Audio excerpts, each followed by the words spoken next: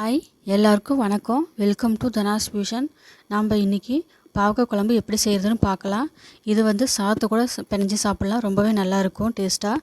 பொதுவாக பாவக்காய் கசப்பாக இருக்குன்னு யாரும் சாப்பிட மாட்டாங்க. ஆனால் நான் செய்கிற மாதிரி செஞ்சு பாருங்கள், ரொம்ப விரும்பி எல்லோரும் சாப்பிடுவாங்க. டேஸ்ட்டும் ரொம்ப நல்லாயிருக்கும். இப்போது அடுப்பு ஆன் பண்ணிவிட்டு கடாயை வச்சுக்கோங்க. கடாயை சூடானதுக்கப்புறம் எண்ணெய் ஒரு அரை கரண்டி அளவுக்கு சேர்த்துக்கோங்க. இப்போது பாவக்காய் ஒரு 1/4 கிலோ நான் எடுத்திருக்கேன். இந்த மாதிரி ரவுண்ட் ஷேப்பில் கட் பண்ணி எடுத்துக்கோங்க. விதையெல்லாம் எடுக்காதீங்க, அப்படியே சேர்த்துக்கோங்க. இப்போ எண்ணெய் சூடானதுக்கப்புறம் இந்த பாவக்காயை நம்ம இதில் போட்டு நல்லா வதக்கலாம். பாவக்காய் நல்லா முத்துன காயை வாங்கிடாதீங்க, கொஞ்சம் எலசாக பார்த்து வாங்குங்க, அப்போ தான் நல்லாயிருக்கும். இப்போ இதை நல்லா வதக்கிக்கலாம். ஸ்டவ் மீடியம் ஃப்ளேம்லேயே வச்சுட்டு வதக்குங்க. ரொம்ப நேரம் வதக்க வேண்டாம். கலர் சேஞ்ச் ஆகி வரணும், அந்தளவுக்கு வதக்கினா போதும். இப்போது கொஞ்சம் சேஞ்ச் ஆகி வந்துருக்குது. இன்னும் கொஞ்சம் நேரம் வதக்கலாம். அப்போ தான் குழம்பு நல்லா டேஸ்ட்டாக இருக்கும். அதனால் இன்னும் கொஞ்சம் நேரம் வதக்கலாம், ஒரு நிமிஷம். இப்போ பாருங்கள், லைட்டாக சேஞ்ச் ஆகி வருது கலரு. இப்படி வதக்கிட்டு சேர்த்தா பாவக்காய் குழம்பு ரொம்ப நல்லா டேஸ்ட்டாக இருக்கும். அதனால் வதக்கிக்கோங்க நல்லா. இப்போ பாருங்கள், கலர் நல்லா சேஞ்ச் ஆகிருச்சு. இந்த அளவுக்கு நல்லா வதக்கிக்கோங்க, அப்போ தான் குழம்பு நல்லாயிருக்கும். இப்போ இந்த பாவக்காயை ஒரு பிளேட்டில் எடுத்து நம்ம தனியாக வச்சிடலாம். இது நல்லா ஆறட்டும். இது பிளேட்டில் மாற்றி வச்சுட்டு இப்போது அதே கடாயில் நம்ம எண்ணெய் 2 குழிக்கரண்டி அளவுக்கு எண்ணெய் ஊற்றிக்கோங்க. எண்ணெய் சூடானதும் இது கூட கடுகு 1 டேபிள் ஸ்பூன் போட்டுக்கலாம். கடுகு போட்டதும் நல்லா பொரியட்டும். இப்போது கடுகு பொரிஞ்சதும் அரை டீஸ்பூன் உளுத்தம்பருப்பு போட்டு நல்லா பொரிய விட்டுருங்க. இப்போது இது பொரிஞ்சதும் அடுத்ததாக 1 டேபிள் ஸ்பூன் சீரகம் போட்டுருங்க. சீரகம் நல்லா பொரியட்டும். அதுக்கு அடுத்ததாக 1 டேபிள் ஸ்பூன் சோம்பு சேர்த்துக்கோங்க. அது பொரிஞ்சதுக்கப்புறம் 1/4 டீஸ்பூன் வெந்தயம் சேர்த்துக்கோங்க. ஸ்டவ் லோ ஃப்ளேமில் வச்சுக்கோங்க. கருவேப்பிலை ஒரு கொத்து போட்டுக்கோங்க. இது பொரிஞ்சதும் பெருங்காயத்தூள் ஒரு 1/4 டீஸ்பூன் சேர்த்துக்கோங்க. இது சேர்த்துட்டு இது கூடவே பச்சை மிளகா 2 இந்த மாதிரி நீல வாக்கில் கட் பண்ணி சேர்த்துக்கோங்க. பூண்டு ஒரு 12 பல் பூண்டு இப்படி சேர்த்துக்கோங்க ஃபுல்லாகவே. இது கூட சின்ன வெங்காயம் ஒரு 20 இது மாதிரி கட் பண்ணிவிட்டு சேர்த்துக்கோங்க. இது பூண்டோடு நல்லா சின்ன வெங்காயம் நல்லா வதங்கி வர அளவுக்கு நல்லா வதக்கிக்கோங்க. இது வதங்கிறதுக்காக உப்பு கொஞ்சம் சேர்த்துக்கோங்க. சீக்கிரமாக வதங்கி வந்துடும். இப்போது இது நல்லா கலந்து விட்டு வேகிற அளவுக்கு வதக்கிக்கோங்க. இப்போது ஸ்டவ் லோ ஃப்ளேமில் வச்சுட்டு மசாலா தூள்லாம் சேர்த்துக்கோங்க. மஞ்சத்தூள் 1/4 டீஸ்பூன், காஷ்மீரி மிளகாத்தூள் 1/2 டேபிள் ஸ்பூன் சேர்த்துக்கோங்க. சேர்த்துட்டு இதை நல்லா கலந்து கொடுத்துக்கோங்க. அடுப்பு லோ ஃப்ளேமில் இருக்கட்டும். 1 நிமிஷம் நல்லா வதக்கிக்கோங்க.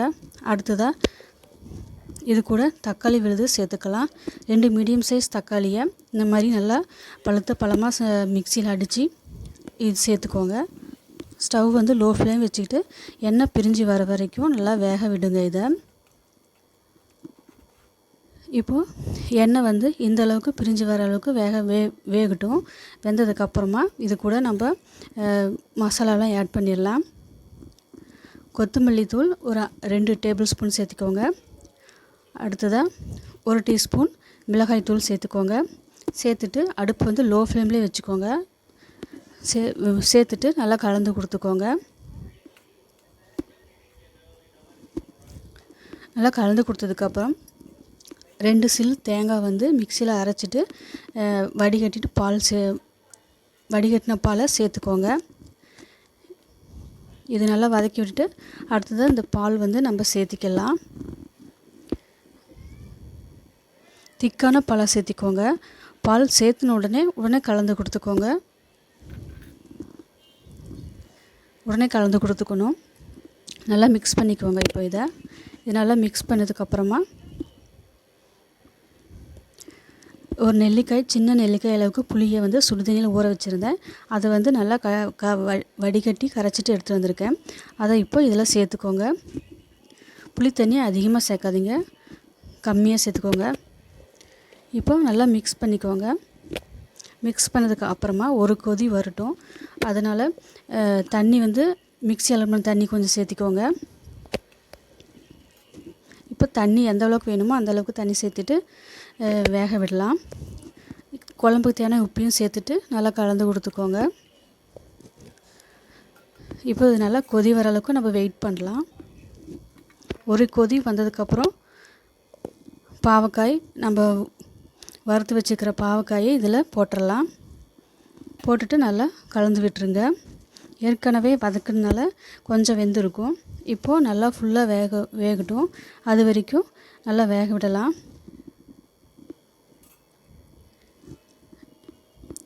இப்போ மூடி வச்சிடலாம். மூடி வச்சுட்டு வேக விடலாம்.